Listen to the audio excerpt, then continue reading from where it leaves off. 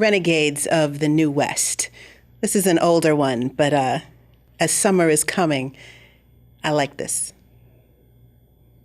It's a brutal summer for boys in Dog Lake. Bodies bruised by reservoir wall stones, tanned and stretched hides pierced by rust-bent trout hooks. They're driven by rain into Main Street's laundromat. Clubhouse shacks are tumbled to splinters. Now there's red engines slouching sullenly along greasy walls, hunting for quarters. Makes up for aborted dreams of horse thievery. They're leaving streaks of their brickyard wall paint on the store's cracked linoleum.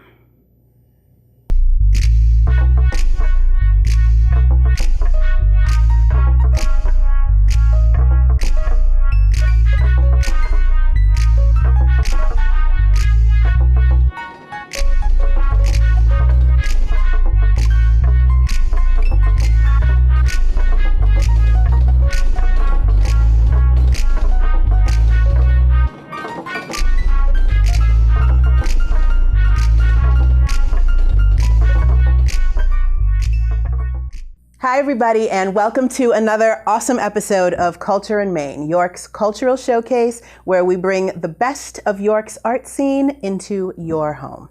I have a really special event going on today. I have the Poets Laureate of Southcentral Pennsylvania, Christine Longnecker, who comes all the way from Lancaster, Allison Cline-Saia, who comes from Hanover, and of course me, York's Poet Laureate. So we're going to get to see some of their performance, as well as have a conversation about what exactly goes on in the world of a Poet Laureate. What even is it? Because I know some of you were like, what? You mean that yes, I heard it right through the television. We're also going to be joined by the fabulous artist and business mogul, Ophelia Chambliss, and one of our alumni of the show, Randy Flaum, who is a videographer for The Dispatch, is going to be sharing some of his very special cultural videos about what's going on in the scene. So sit tight, get ready, and we'll start out with the fabulous poetry of Christine Longnecker. Hi, I thought I would share some sonnets today, since I really like using some of the traditional forms of poetry with modern language. The first one I'm going to share is called I Can Do This. I've mastered pain. I studied it in school. And then I practiced, sometimes hours a day.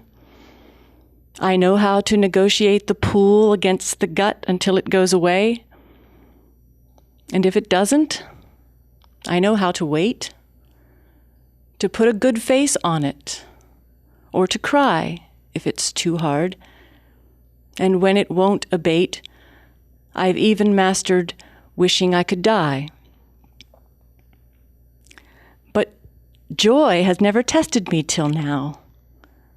Oh, I've had blissful episodes, it's true, but nothing that requires learning how to foster and sustain it until you. So if at first I falter, don't be sad. I'm sure I'll get the hang of being glad. That one I wrote for my husband. The next one I'll share is also kind of a love poem, but it's also about death. It's also a sonnet. If I die first. If I die first, and you go on to live a pleasant life, yet miss me now and then, remember most that which I tried to give, and not my stingier moments, if you can. I'm counting on the tricks the memory plays on those who grieve. The one who's gone seems dear beyond accounting. Why, in only days, it's like an angel had been living here. I know I don't deserve it, but I'd try to do the same for you if it were me. Already when your death gets in my eye, it's all that I can do to even see past all the wings and halos, things so pure. Your socks that are still lying on the floor.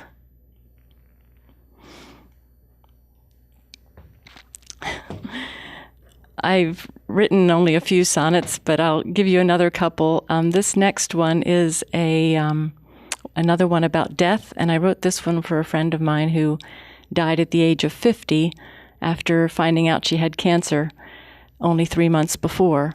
And she turned 50 between the time she was diagnosed and the time she died. And I wrote this one. One shouldn't rake the leaves while they're still falling, nor shovel snow while snow's still coming down. It makes no sense to bail while skies are bawling. There's something to be said for hunkering down and waiting till the chaos has abated, the worst well over and the damage done.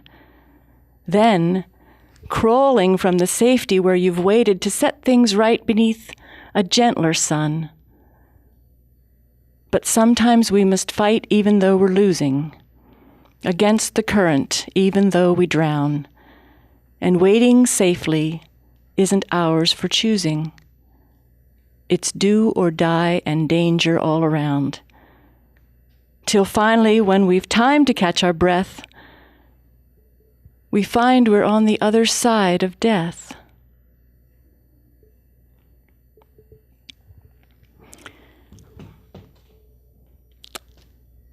Now here's a sonnet I wrote, a sort of silly one, when I was on my way home from Virginia to Pennsylvania along Route 81, stopped for gas. I pulled my car into a mobile station, and who should come to pump my gas for me but Don Quixote, out of all creation a place I'd least expected chivalry. He bowed.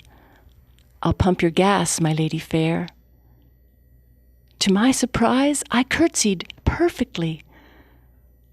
Now, I'm no lady, but I'd almost swear I gave my hand like I was meant to be. He held my trembling fingers to his lips. I can still see us in the side view mirror, and I still feel the curtsy in my hips. As tangible as Jacob's souvenir. A dislocated hip was how he knew which dreams are fantasy and which are true.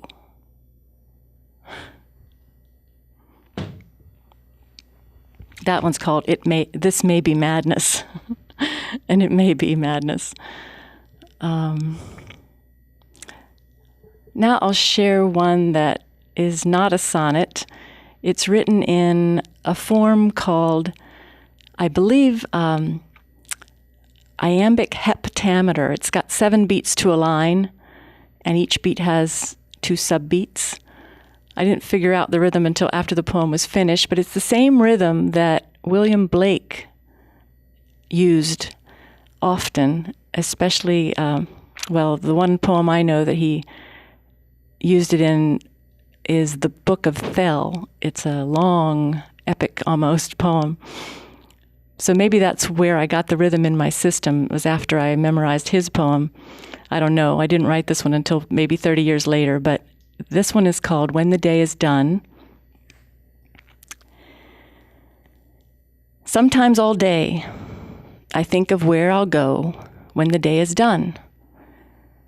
Most creatures have a hole where they can run when they have to run, where it's dry and dark and quiet, and there's nothing to fear or blame or to be brave for, just a hole with a floor and some sky with a tunnel for frame.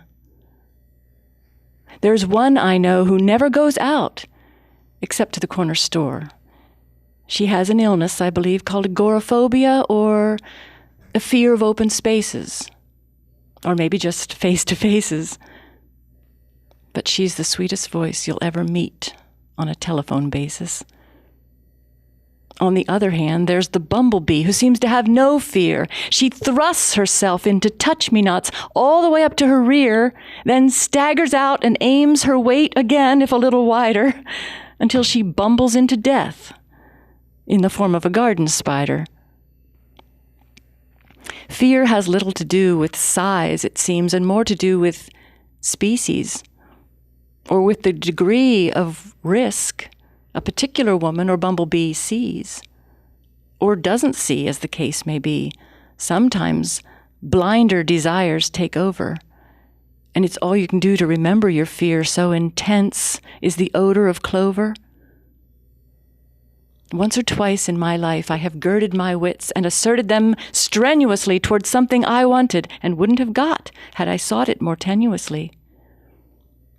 Risk was easier then, for that was when I hadn't yet grown tired or begun to be encumbered by the leavings I'd acquired. Now they weigh me down here under the ground at the base of the willow tree at the end of the day. But the recluse spiders keep an eye on me, and I on them. I'm not yet ready to stay down here for good. Though when those boughs caress the ground, I almost think I could. This one is called The Situation We're In. For ages, men have pondered sacred questions like, how many angels can dance on the head of a pin? My own preoccupations have been less lofty, but no less concerned with the situation we're in. When I was a little girl, I used to wonder, if I were standing naked on the North Pole, or only in my panties, how many blankets would it take to keep me warm and comfortable? When I suggested 500 to Mommy, she said, that should be plenty. And so I slept. Had the men with the angel question come to Mother, and had she applied her, that should be plenty precept, I wonder if the sages would have rested, like me, tucked in clear up to their bearded chins, and in the morning barely remembered the question except that it had something to do with pins. I wish all 5-year-olds and theologians and all who find themselves susceptible to endless questions that become obsessions, such as how many casualties are acceptable, would bring their strange conjectures to my mother and all their careful estimates and stuff. For my mom will tolerate a lot of nonsense, but she's better yet at when enough's enough. This first poem was inspired by my husband. It's entitled Super 8. Come with me into my desert, where we can find our reflections in the quartz between our toes. Our shallow breathing is deafening in this barren wasteland devoid of life.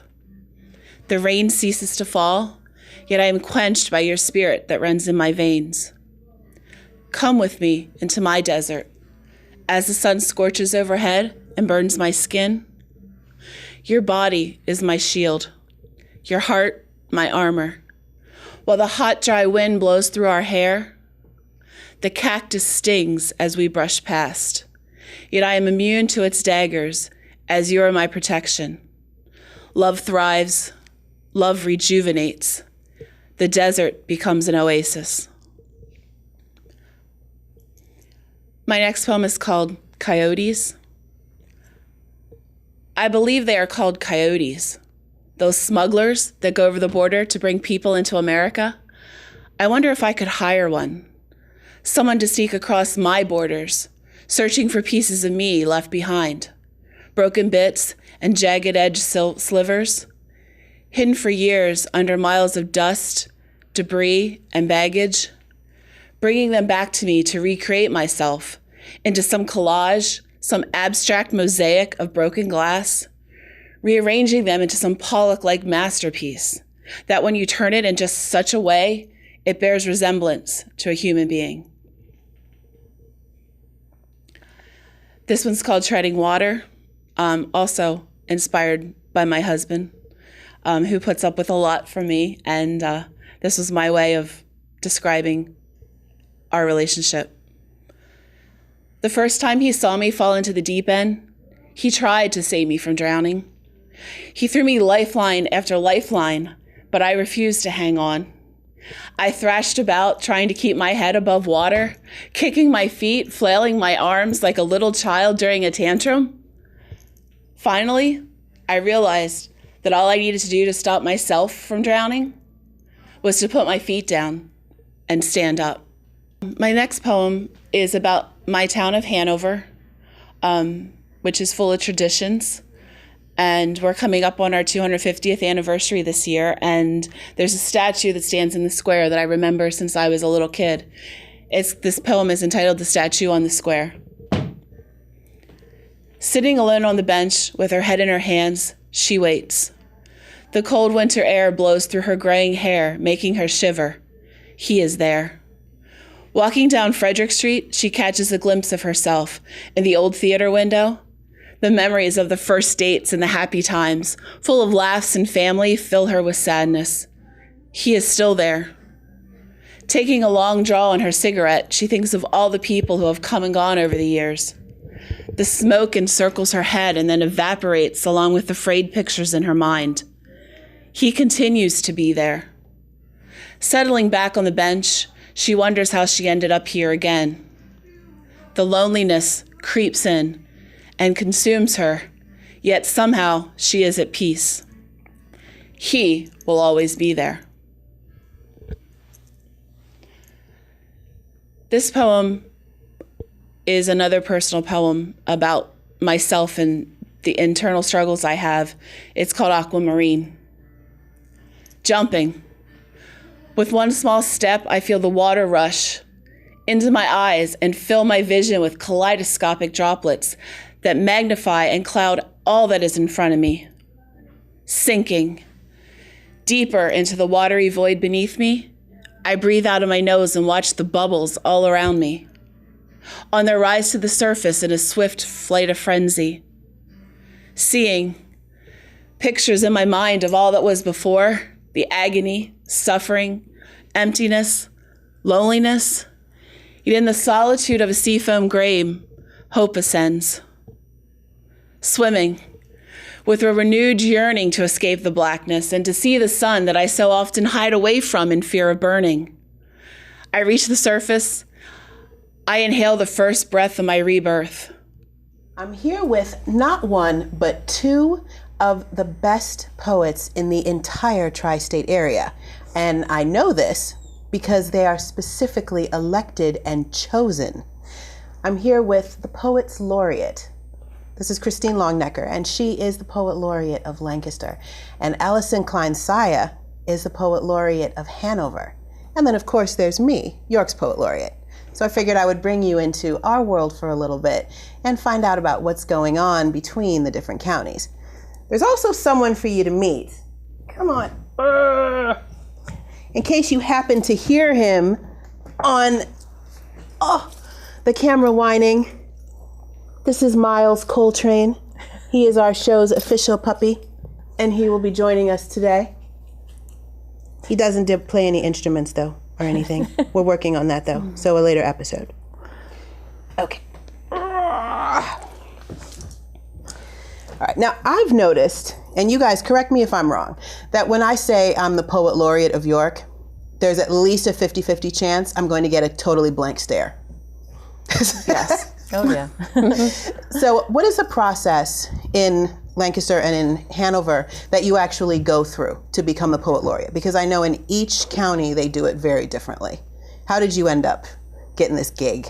Well, there's an application process where you submit samples of poetry and you any publications that you may have, and a DVD they want to see you perform. Oh, DVD.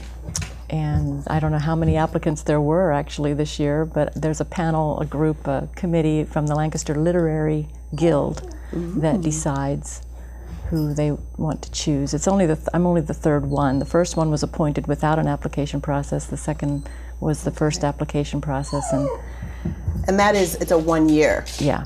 Appointment in No, Lancaster. 2 years. It's a 2-year appointment in Lancaster. Right. Okay. And what about in Hanover? How do they do it there? I believe they did it, if I'm correct. They did it a little bit different the last time. I'm going into my second year as Poet Laureate. Woo-hoo. And it's a 1 year with a 1 year renewal. So I'm doing the 2 years.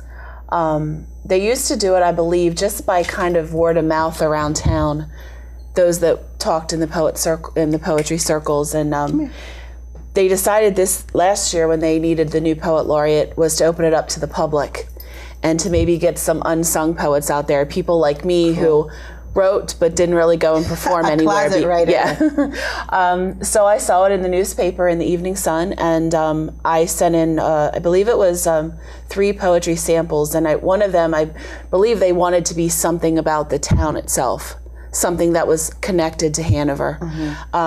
And I did that, and I sent in an application, sent in my resume, and then I met with the former poet laureates. I'm the 5th poet laureate of Hanover. So I met with the 4, and a few weeks later I got a call that they offered me the position. And then I, of course, I'm kind of a employee, or not really an employee, but I'm the face of like the borough, so I had to go in front of the borough council and get approved. Right. Now I know in York, we don't have our own literary society, or we didn't at that time. So the mayor and someone from the mayor's office, along with representatives from local arts organizations like York Arts, and then some other local poets that are well known, all come together basically as a board. And then they evaluate applications, and you have to submit writing samples. We have to submit a resume.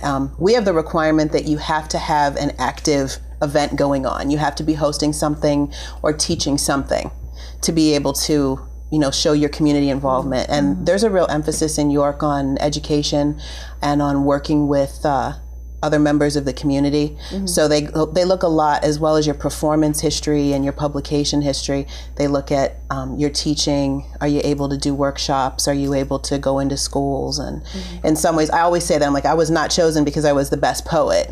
I was just chosen because I was a poet who could do a lot of different things. So what are some of the different duties that you do as laureate that you were not necessarily doing besides, okay, don't eat the flowers. He's eating the flowers. Besides actually just, writing poetry and reciting it, what are some of the other things that you've gotten to do? Sorry. You're like all kinds of things. With my poet laureateship came a column in our Evening Sun, our cool. daily paper. I love the column, which is an awesome column. Thank you. Once a month I get a column in the Community Sun portion of the newspaper, where I ask for submissions from the community, which is kind of what I've been trying to do as poet laureate. I've been trying to get people who maybe are closet poets, or people that have never even tried to write poetry, and I try to encourage them to send me some stuff. And I try to put that in my columns. I try to reach out to people who maybe don't think they're poets, but I believe that everyone has a bit of a poet inside of them. Me too. And I believe it's just a matter of trying to bring it out. And so that's one of my duties is this column. And I usually go up, some of the school teachers in the area will call on me to come and present some sort of workshop or poetry. At the Reader's Cafe is our good venue in Hanover. And I met a few classes there and talked about being poet laureate and what I believe poetry means. I love going into all the colleges in York and taking all the super professional students and saying, nope, I'm making you write poetry. You're not here to read it. You're not here to just hear it. I'm going to make you write it. I'm going to make you uncover it. Like, poetry, I hate poetry. Poetry. Like, yeah, poetry is cool. You just didn't know it yet. Right. You didn't know it yet. What about you, Chris? I go a step further and I require them to memorize. You and your memorization. No, I shouldn't say I do that. I don't require it. I don't have any venues like teaching. I have been invited to some schools, and the thing about being poet laureate in our county is the expectation is that you're to have at least 3 events a year. Okay. And so for me, I've gotten so many invitations this first year that I'm You're stocked up. You could be laureate for 5 years. You're like, I'm good. Yeah. But some of them are very small venues and some of them are very big. So for example, the biggest thing we did was my husband and I coerced him into participating with me, and we memorized Robert Frost, and we performed Robert Frost poetry in a bunch of venues, and we did one at the Ware Center in Lancaster in February. That is such a great venue. Many people. It was probably over 200 people, which was wonderful fun. But I also have gotten into some really small places. a fundraiser at the Potter's House in Washington, D.C. That's actually out of Lancaster County. Wow. But other places like the Lancaster County Prison, which was really exciting. How does poetry go over in prison? Well, I wasn't sure. I was prepared for women. I thought I was going to have a group of women. Oh, you were working with women? Instead I got men, all men. Surprise! Yeah, it was very interesting. So I just shared what I had prepared anyway, and there was also an open mic for them, and they really participated really well, wonderfully, and so I probably will go back, and this time with the expectation that they're going to fill at least half of the time with their own stuff. And I really do emphasize memorized poetry. That's my one thing, if I want to get anything across during these 2 years, is that it's not impossible to memorize. In fact, that's what poetry is for. That's the way it was meant to be. I'm working on it, well, Christine. The thing I is, am. You know, I think people are so scared of it for I don't know why, where that comes from, that fear. And it's not like it's easy, it's hard. You mean that terror that you'll freeze and blank out in front of an audience at a major show? And I'm just throwing that out there, maybe somebody else feels that way. And it's not the end of the world when it happens. It happens to me. You know, you just go and look at your book then, or you ask for a prompt from someone that has your book in front of them. But anyway, I guess my process of writing involves memorizing as I write. I don't even, you know, it's composed in my head. I don't write it on paper until it's solid in the head. So, and that's what I'm promoting. I think if I can get that across to anyone else, I would be thrilled that the way to compose poetry is not to sit down with a pencil and a paper, but to say it over and over and over out loud to yourself, walking, half asleep, whatever, just till you have it so well that you can never forget it. I think that's the way the great poets composed. I really do. The ones that you want to memorize because it sounds so good. So being Poet Laureate has basically just given me lots of opportunities to be in a lot of different places, schools and prison and where else, nursing homes. Different places have sent me invitations, and I don't think they ever would have if I hadn't had the title. Right. So. But once you get in there. Now, that's an interesting point, because I know that I was performing in Baltimore, and when I moved up here, I didn't know anybody. And, you know, Pennsylvania can be a very traditional community, pretty much the whole state over. You know, people have lived there their whole lives, and, you know, nobody knew who I was. I was not involved in a lot of different things. And now I cannot go to Walmart without having people come up to me. And obviously I have the show here. I have, you know, different venues that I have in the city. I host a poetry night at King's Courtyard. Being the laureate has opened up so many different doors for me, and has, you know, really helped me sort of get my thoughts out into the community. Now, I know that encouraging people to memorize, you do a lot of nature poetry, which I freely admit I was the least fan of nature poetry until I heard you. And you actually changed my whole mind. I was like, nature poetry, trees, birds, frogs, like, oh my gosh, like that's so old fashioned. And then I heard you perform for the first time, and you were so animated and so passionate about it. And you used nature as this just really accessible metaphor to tell these stories about human emotion. And I got the connection. Like, there was just this click that happened that had never happened for me before. And when I heard poetry about nature, it suddenly was able to be personal as opposed to remote for the first time. And I was like, that chick is cool. I need more of that. Now, Allison, you have a totally different style of poetry than Chris's. How would you describe your style? That's kind of a hard question. I guess it's kind of eclectic, really. I tend to write, poetry has always been a form of therapy for me. I've been through a lot in my life, you know, good and bad. And poetry has always been the place where I could pour out what was inside of me and get it on the paper and kind of take a weight off of me as a person. And so my poetry is kind of all over the place. It's very emotional. It's very personal for me.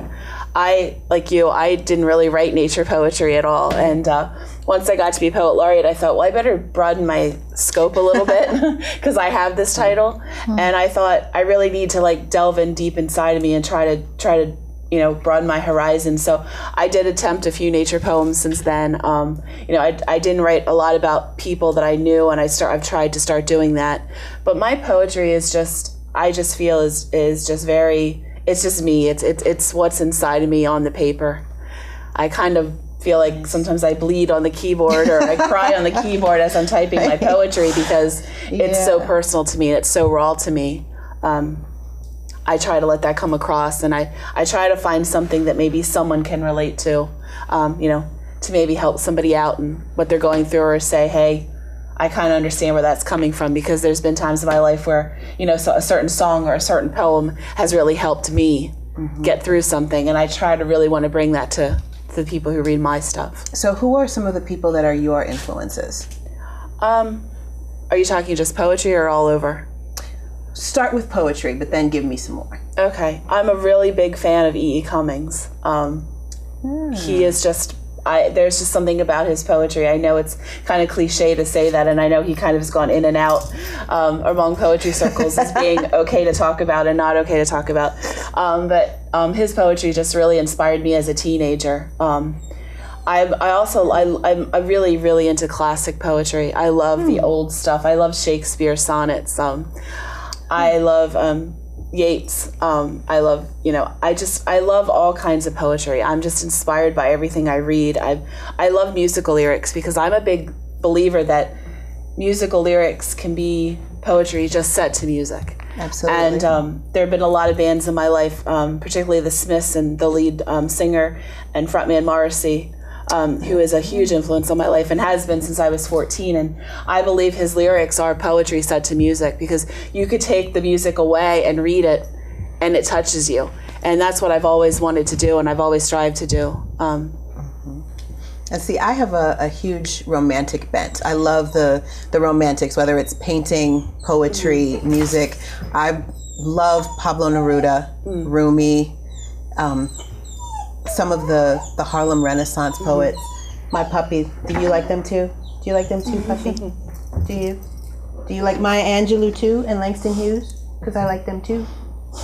I do. Well, now, what about you? I know Robert Frost is your fave. He's my favorite. And you've got everything that he wrote memorized. No. But the first 2.5 books, I'm working on them. I'd say over 200. I mean, over 100 I have memorized solidly. But but I just don't get tired of him. That's what I mean. It's not like I don't like other poets. There are some others I really like. Some of Langston Hughes, and I've memorized a few of his. I love rhythm. I love rhythm and rhyme, and I love the everyday language. I don't like not understanding a poem. I like to understand it the first time I hear it. I like poems that tell stories, like ballads. So that's what I want to do, is tell stories. That's where you get people to follow you with the first time through. They get it, and you're getting it with them fresh every time you tell it. So I don't like poetry that I have to work hard to understand, or that I have to get out a dictionary later, or or that has a reference to something that's so obscure that only the poet and their best friend is going to get it.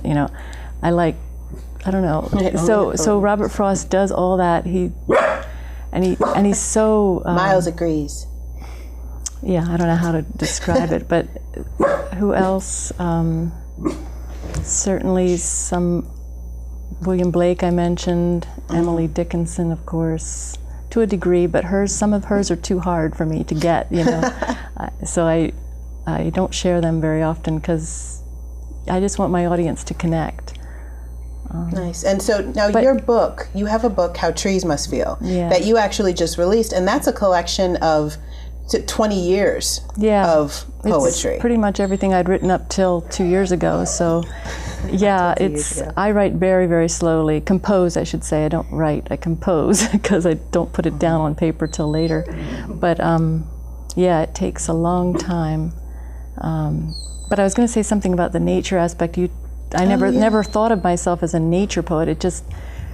Trees are a great metaphor Lots of other things are too, but I happened to be studying trees at the time when I was first starting to seriously compose poetry in my 30s, and just happened that since I was studying trees, I was learning about the way that their vessels work and all the subtle stuff, their names, and they just worked themselves into poetry as a natural metaphor.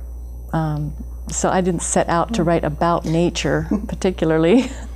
Not that there's anything wrong with that, but I don't espouse to a real romantic view of nature. I don't think nature has all kinds of messages for me from God necessarily or anything like that. Message of the great beyond. Yeah, although I think we can't learn more about God other than through studying the world, whatever's out there. So I don't know. Yeah, trees. My poems have a lot of them. I didn't share any with trees in them today, though. Well, they'll just have to get the book, which they can get. Where can they get the book? At Dog Star Bookstore in Lancaster, or Lancaster Mennonite Historical Society's bookstore, or Amazon.com is probably the easiest place. Yep. Yeah. And you are still working on book number 1. Yes, I am. It's coming. I'm getting there. It's coming. Which it's very interesting. I actually had released a book, many years ago when I was younger, but I found being laureate was making me write so much. I actually did release my first book in 10 years towards the end of the first year of my laureateship, and then actually just released another one, a chapbook, a few months ago, all of which are available at etsy.com/shop/poemsugar. Poem Sugar Press, being the independent press that I run. Just saying. So for you, have you noticed that you've started writing more now that you are challenging yourself, or is it weird having to write in these different genres? I find I write more. I've always been one to write. I have poems that go back until I was, in 4th grade. So I've been writing continuously throughout most of my life, but being poet laureate, I think it's put pressure on myself to okay, well, you're a poet laureate, you better start writing poems. Right. So I really try to. I write every day something. Now, whether or not it's a poem or if it's just a few lines, something comes to my head and I put it on paper. But I am really trying right now to work on my first book. I'd really like to get it out, fairly soon, maybe by the end of this year, I'm hoping. Just trying to pick and choose like what I want to write, if I want to, make it sort of just a eclectic collection, or if I want to concentrate on one specific area, because I do have certain poems that are about certain aspects of my life. Right. And I'm also working on a novel right now too, which is my first, which is a bit more challenging than the poetry. The poetry tends to come out easier than the novel does. Yeah. But I've been working on that actually for a while now, so I'm hoping to complete that by the end of this year as well. So. But you've been actually quite an inspiration to me as far as, and I know that April was National Poetry Month. Yes, it was. And we had a Facebook challenge of 30 poems in 30 days. I didn't quite get there. I think I got to about 20. And I'm still 2 poems short, but I'm going to finish them. If I have to finish them in May, I will do it. That's what I gave myself that challenge, which is really a good thing for me, because I need to challenge myself and put like a goal, I need to put my goals on myself, because it doesn't come easily sometimes, or I'll tend to start a poem and not finish it for quite some time, and then I'll challenge myself to go back and that is a great line. Let me use that. I can use that for something. Or I'll say a line during the day, to my husband or somebody, and I'll be like, hey, that's the first line of a poem, and I jot it down and keep a mental note of it and go back and finish it later. So okay, so final question. If you were to give all your wisdom as a poet, the things that you've learned from all these different situations you've been working in, all these people that you've gotten to work with, and you have a writer that comes up to you and says, I'm stuck. I want to write, but I don't know what to do to get started. I don't know how to get this stuff out.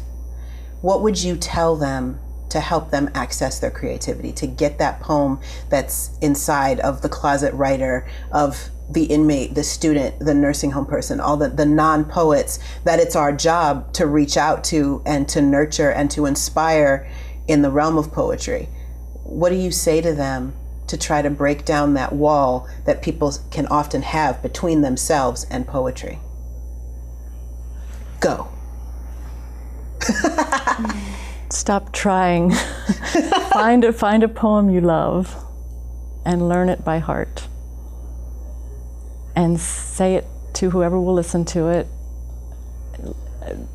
Just get it into your system. Maybe later, after you've memorized a bunch of them, gradually you'll feel like you want to use that same rhythm or one of those rhythms and say something yourself, but don't push it. I didn't. I mean, I waited till I didn't even start composing poetry till I was 30-something.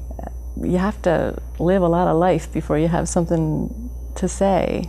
That's true. I mean, you can do it younger, of course, but I don't know. I'm not into pressuring myself or anybody else. Poetry is one art form. It's a wonderful way to play with words, but there are other ways to express yourself. And if it feels like a burden, don't let it be. I mean, just enjoy it. It's to be played. Words are to be played with. Nice. I don't know. That would be my advice. What would you tell him, Allison? I think number one is to just, I've talked to a lot of students and kids, and I tell them to just start writing. You don't have to in your mind think, okay, I'm gonna write a poem. Just write what you're feeling that day. You know, if you have a bad day at school, or a bad day at work, or if you're in a nursing home and you have health problems and there's something that's really weighing on your soul, just start free writing down what you feel. And a lot of times you'll pick out words, or a word will come to you, and you'll concentrate on that one word, and all of a sudden it just kind of flows. It's not something that you need to push. It should just flow from you. Once you find that vein, if you will, right, it'll just start pouring from it. And that's the advice that I give people that I talk to. Nice. Well, thank you both for coming and talking to us today, and for getting our audience a free ticket into the world of the laureates of South Central Pennsylvania.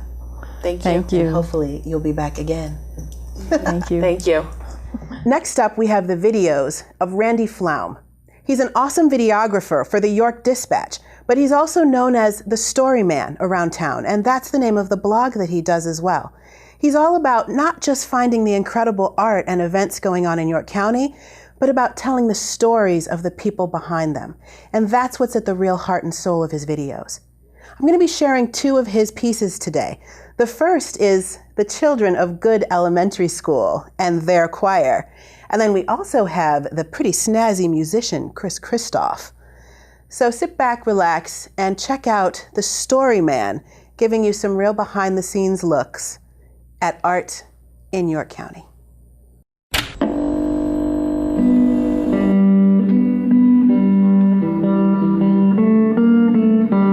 Jazz. Well, I would say it means to me freedom in music.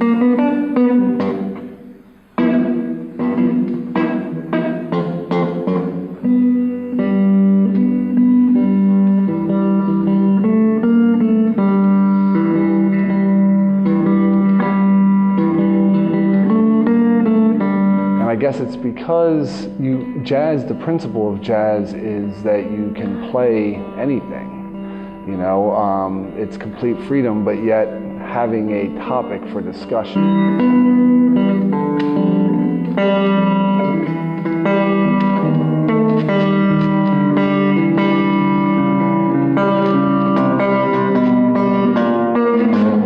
If you have a conversation with someone that's open to any idea and any possibility in any realm, but staying within the discussion, that you're not just going off on tangents of different subjects. That's what the form is, and, but that's what it is to me.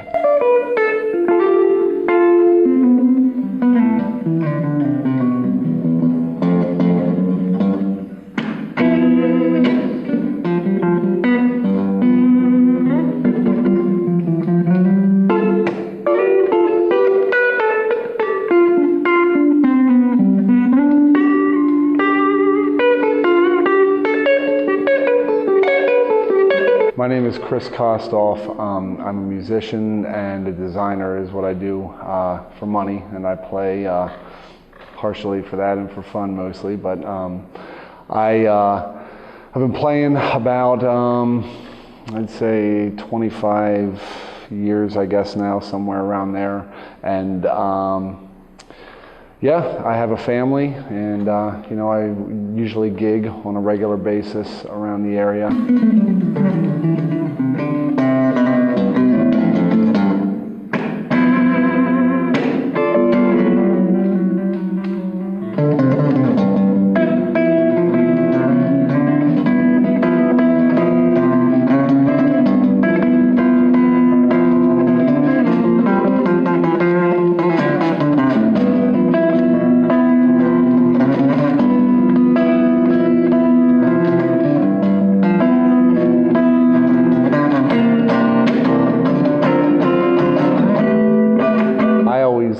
Tunes that I found to be particularly interesting, or sometimes just that were easy to learn, that were in your head, you know, because you hear certain jazz albums and, you know, certain melodies are easier than others, so you can always just add those to the repertoire.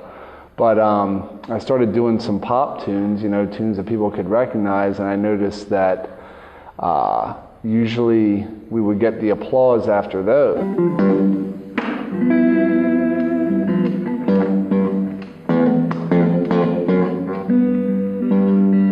Same thing with Wayne Shorter tunes, you know, because they're just so well written. I mean, from a jazz standpoint, to me anyway, you know, in my opinion, I think that, you know, he was brilliant. Everything, it's very simplistic. It's like these complex things. It looks complex, but it's almost like if you see this complex thing like this, and when it goes on a plane, it's just this thin line, and it's really not all that complex.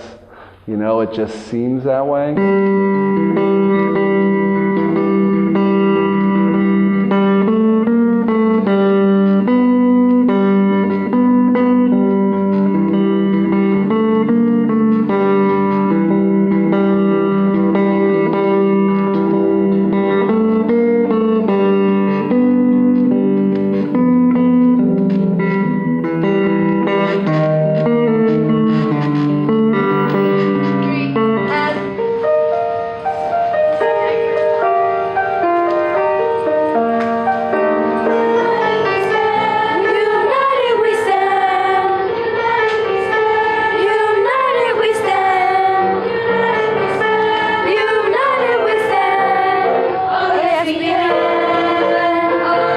My name's Michael Buchanan.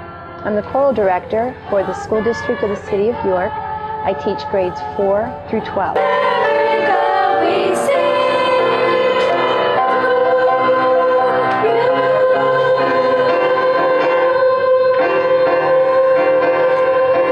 I'm the choir director for the children at Good K-8 building. We have an opportunity to meet once every 6 days and practice. And normally we rehearse in 2 different groups by age level, 4th and 5th graders and 6th, 7th, and 8th graders. And then at the end of each season, in the holiday and then in the springtime, we give a combined concert with all of the K-8 buildings at William Penn High School.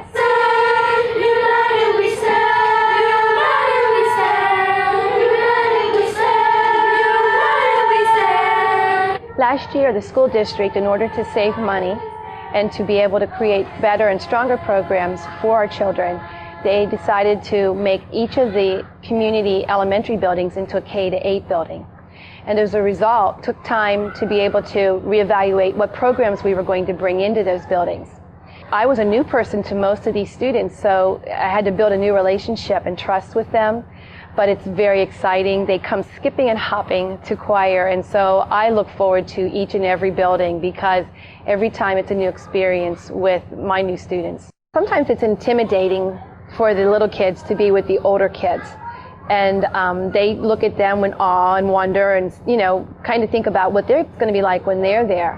Stop. The older kids sometimes are a little more unsympathetic because they're a little more experienced, and they just sometimes don't want to be bothered. When we came together for this experience, they understood that this was a school community and that they accepted one another and have made it very pleasurable to be able to work with both groups at the same time. Our students are very committed and talented and want to be part of this world.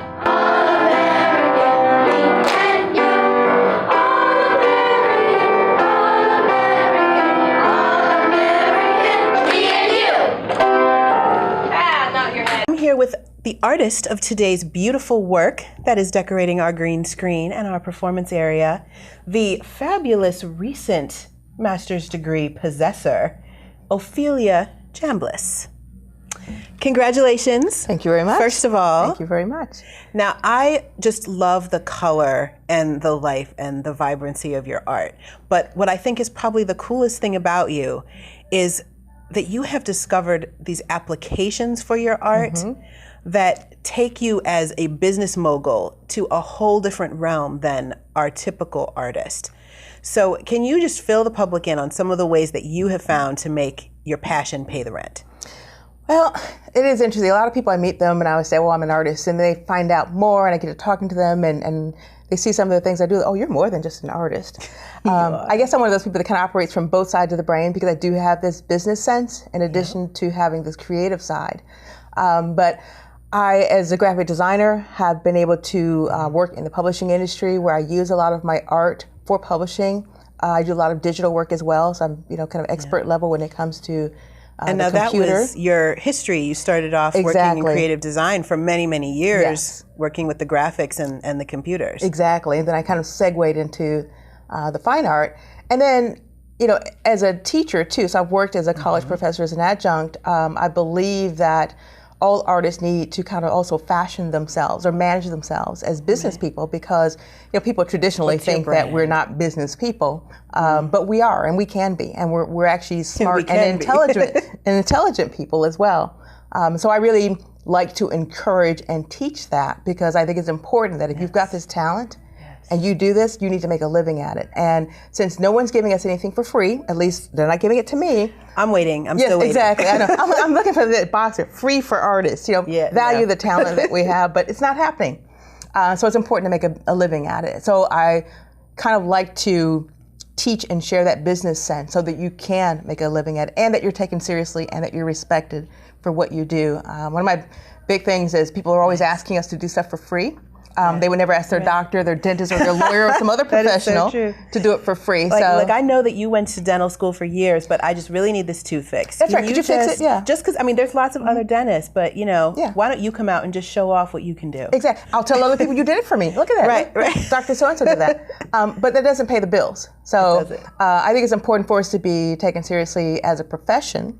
That we've gone through years of training, and there's this talent, there's something that no one else has, that we need to be able to get paid for it. But then I've kind of segued then to public art. So I've done a number of public art pieces and some large-scale pieces in public spaces, and that has kind of changed directions for my art, and that's a piece that I'm really loving right now. Which is cool. Now, I know that this fabulous piece that's behind us and that's on our small screen right now is part of a mural. That's actually, how big is that in real life? If it's the steel tower pieces, they are 3 steel towers. Each piece is about 200 pounds.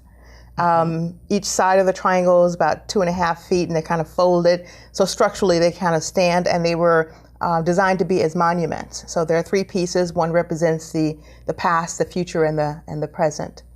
Very, very, very cool. Very cool. And that's out in Gettysburg. It's in Gettysburg. It's in the park. And it's directly across from Lincoln Cemetery, which was the segregated cemetery there in Gettysburg. And the idea was, and I worked with the Adams County Arts Council, was to give tribute to the African American residents in that community, that very small community, and also to give tribute to the United States colored troops. So in this cemetery, there are 31 troops that died during the Civil War, and they're buried in that cemetery. So a part of that is in those monuments. That artwork. And now that installation actually was part of your thesis project. Yes. It started, so doing that art piece kind of segued me into my thesis project then, which became this iBook and a printed book, hopefully, that kind of gives additional tribute to Black history and the history that is normally not represented in the public space.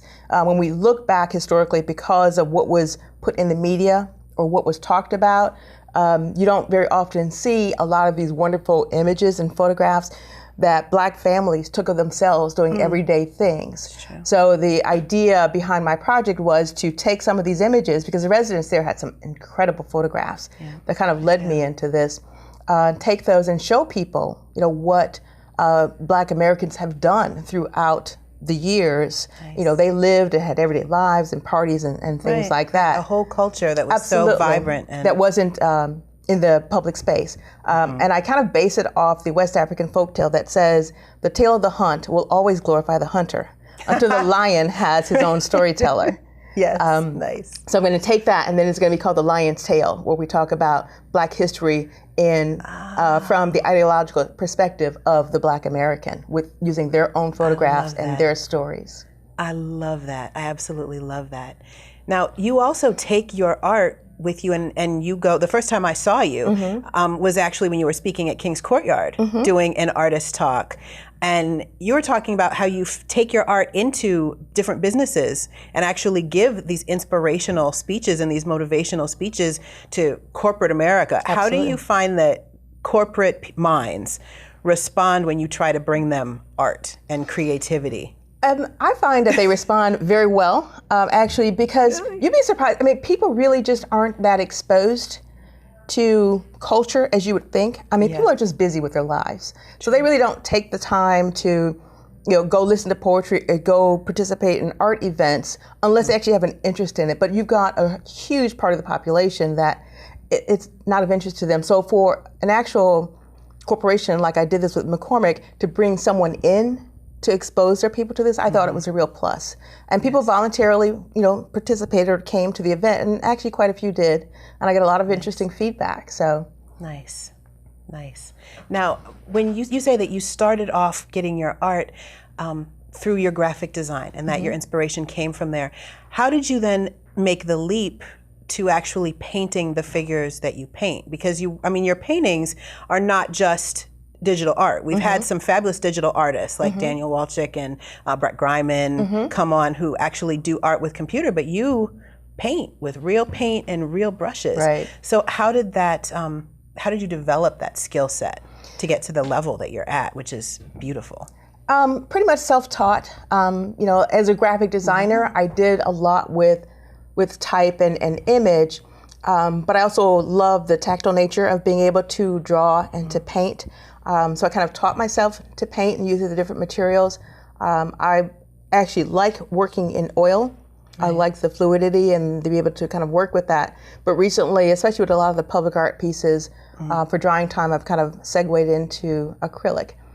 So a lot of it's just discovery, trying different things, working with different materials, seeing what works, what doesn't work. But I love the hands-on aspect of it. So how do you learn? I mean, do you have to go on YouTube and be like, this is how you make shadows and this is how you find perspective? Or you just were playing with it and found that your eye naturally found that balance because of your graphic work with perspective? I'd say the eye naturally finds that. I mean, you can look at things and you can see where the shadows are and you can see where things are falling. So you kind of translate what you see and be able to put that on there. The beauty of art is that it really doesn't have to have all the rules of perspective and shadow, and you can have shadow coming from 18 different directions and let it be some sort of abstract form. You can have perspective that's coming from more directions than it really should in nature, and then let that be the art that it is. Very few of my pieces are that realistic where I have to worry about, is it following the rules of perspective or the rules of shadow, so I can kind of abstract it a little bit. I actually call my style like a realistic cubism, where I can kind of capture. So there's a realistic component to it where it starts with something real, but then I'm able to kind of abstract based on that. Okay. So if you had an artist that's coming to you, and now I know that you said that they need to value their time and start charging and recognizing that you need to be compensated, you need to be able to make a living that is equal to the time, talent, and effort that you're putting into it. What other most important tips would you say that the artist needs to know to be able to successfully transition from being an artist into being in the business of art? I would say to know your industry. I think I used to always have this kind of this set of 3 things to kind of know your story. You know, why are you doing this? Okay. What are you trying to do with it? Be able to articulate your goals. Like, what do I want to accomplish with this? Where do I want to be a year from now, 5 years from now, 10 years from now? And then to network with influential people. So to be able to, you know, in terms of knowing your industry, I know other artists, this is what they're doing. There are different industries that kind of help me. There are different galleries. So to actually kind of inform yourself about who you are, where you want to go, and, you know, what's available to me. Nice. Well, thank you for coming on the show and sharing your tips. I probably get the most questions from artists in that realm. Okay. When artists, musicians, and poets come to me, it's, I love what I do. I want to know how to do it sustainably. And I am not business trained. I don't know how to make that leap from just creating my art to finding a way to get my art out there. So I think that what you do is phenomenal. I appreciate that. Inspiration. Thank you very much. And I actually had to make that decision one day. I had painted for myself and given my stuff away. It was like great gift giving. Right. Until at one point I said, starting this year, I'm going to put my art out there and try to sell it and make it work. So you'd have to make that decision, and that's that part of that know your story. I love it. Thank you. Nice. Well, that's it, folks. Thank you for joining us for another episode of Culture in Maine. Make sure to find us on Facebook, Culture in Maine. It's not hard. And click like so you can see all the cool behind the scenes photos, fun stuff we do, upcoming shows and guests. You can also follow us on Twitter at Culture in Maine, or drop us an email. Have an artist you'd like to see, have someone you'd like to recommend, or a segment you think we should do? Just email me at cultureinmaine@gmail.com. Your ideas help make our show. Thanks again to our incredible guests, Christine Longnecker, Allison Cline-Saia, Ophelia Chambliss, and Randy Flaum for his fabulous videos. And we will see you next week, right here on the corner of Culture and Maine.